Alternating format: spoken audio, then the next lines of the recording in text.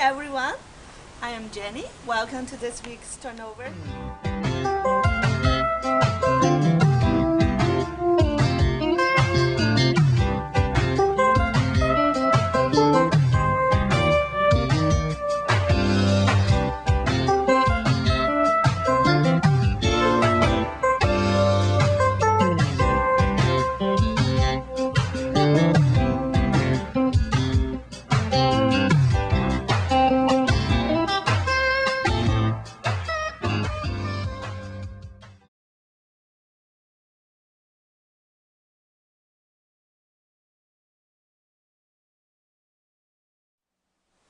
Good afternoon.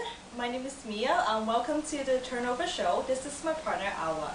Good afternoon, everyone. I'm Arba, and we have Carissa here, an intern from the Canadian Football League, right? Yeah. Hi, Carissa. How are you doing today? I'm good. How are you? Welcome to the show. So can you tell me what's happening, like what's going on, and what's the situation? Well, originally I was an intern with the Canadian Football League, and I was hired under the events department. But it wasn't really a busy time of the year, so another department, our executive assistant, she had asked my manager if it was okay if I helped her out a little bit. And Kurt, being a really nice guy, he wasn't going to say no. And me as an intern, of course I wasn't going to say no. So I ended up working for her a little bit, but she was so overbearing that she eventually took me on as her intern. Right. Okay. Now, we will show you a dramatization of a negative workplace situation. Hey, good afternoon, Jenny. How are you? Hi, good afternoon, thanks. Are you enjoying everything here right now? I know you're new. You're getting settled? Yeah, so far so good. Perfect. You're enjoying the company? Yeah. Excellent, excellent. You have a lot to do today or anything like that? They haven't set you up with anything? No, yeah.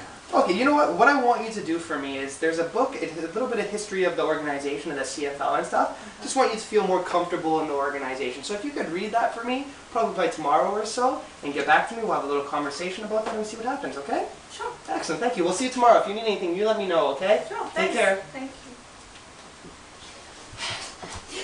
Jenny, I need you to do this work. I need you to do this work right now. This is very important. I don't care whatever you're doing. Just drop everything and I need you to do that right now. Chris has already given me some work. It doesn't matter. It doesn't matter. You're my intern. You need to do my work right now. Do you hear me? Okay, great. Thanks.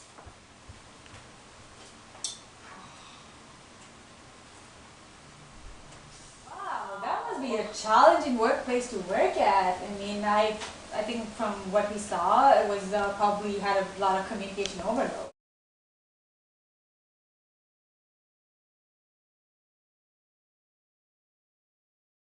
Yeah, like information was always coming at me from different angles. I didn't know whose information was more important. I didn't know how to handle it. It was just so overwhelming. I'm sure.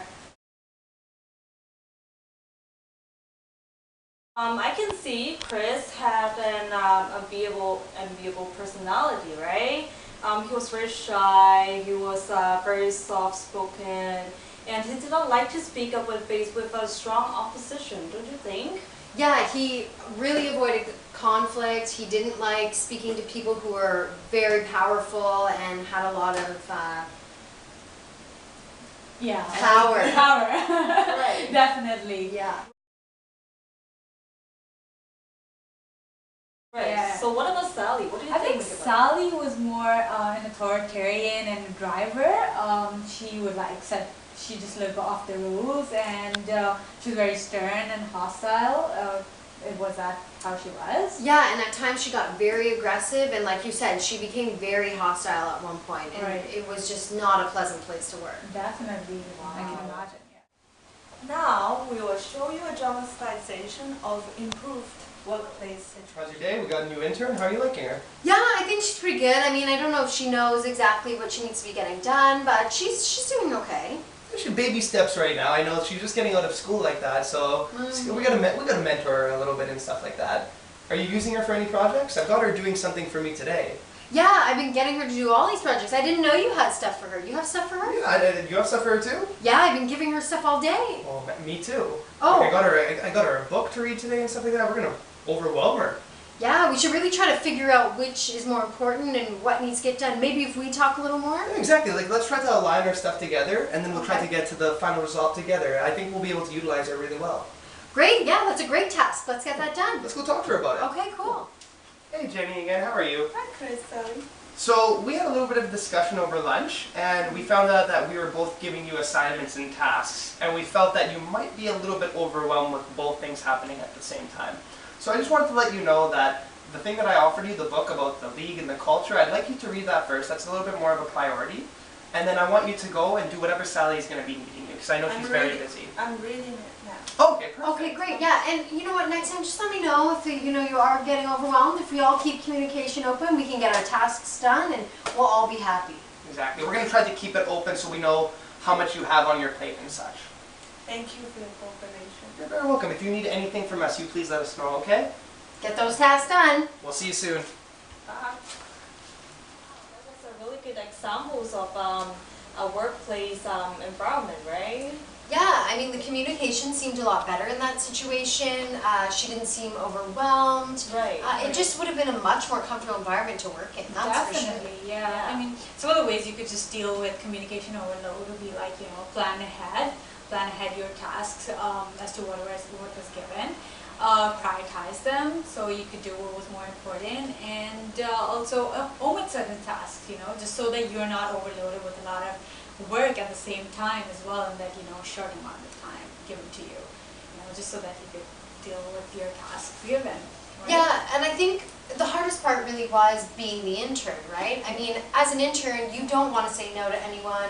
You don't want to not complete your tasks. So I think it was really important as Kurt to stand up to that type of personality and stand up for me as an intern. I know he, like you said, he was an amiable person, but I really think it was his job to stand up for me to that personality. Definitely, I mean, Chris being at his managerial position, he should have stood up for you.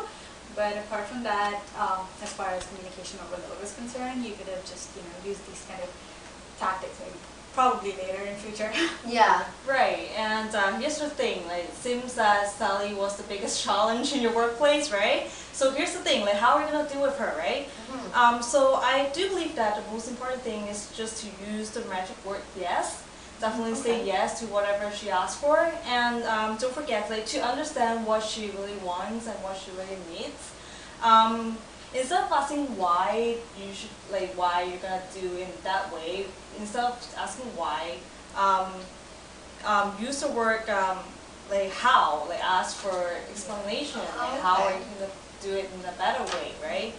And the most important thing, be respectful to her, no matter how you feel about her, and no matter your how Frustrated you are exactly, probably, yeah. Yeah, and I really was so frustrated sometimes that I Right. probably wasn't the most respectful person, or I probably didn't say yes to everything. So those are definitely some great points. Right. Thanks everybody for tuning in to another fantastic episode of Turnover. Please make sure to tune in next week because we're going to have a special guest, the Prime Minister. Tune in.